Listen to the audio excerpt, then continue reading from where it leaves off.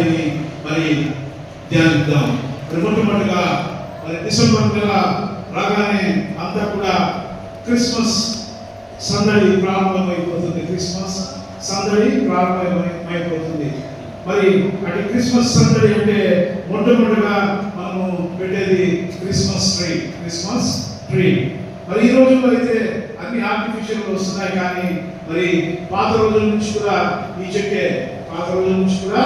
ఈ చెట్టు మరి ఈ చెట్టును అలంకరించడం మరి సాంప్రదాయం అయిపోయి ఉన్నది.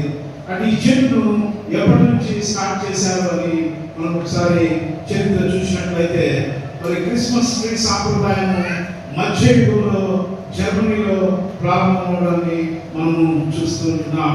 మరి జర్మనీలో ప్రారంభమైంది ఇది.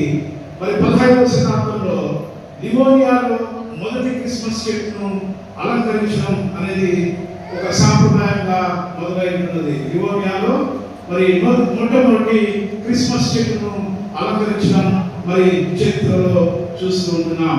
మరి చారిత్రాత్మకంగా క్రిస్మస్ చెట్టుని పరిశీలిస్తే ఈ సాంప్రదాయం 1781లో బెల్షివిక్ సైనికుల ద్వారా కెనడాలోకి ప్రవేశించడాన్ని మనం చూస్తూ ఉంటున్నాం. మరి అదే రీతిగా మరి సైనికాధికారి అయినటువంటి జనరల్ ఫెడరిక్ అడాల్ఫ్ అనేటటువంటి ఆయన ఇస్తున్నటువంటి ఆ యొక్క క్రిస్మస్ విందులో మరి అతిథులను అప్పుడుపరచడానికి మరి ఈ క్రిస్మస్ ట్రీని ఆయన సిద్ధపరచడాన్ని మరి చూస్తుంటున్నాం. మరి కొవ్వొత్తులతో మరి పంటతో ఆ చెట్టుని అలంకరించడాన్ని మనం చూస్తుంటున్నాం. మరి అదే రీతిగా మనం గమనించినట్లయితే ఆ చెట్టు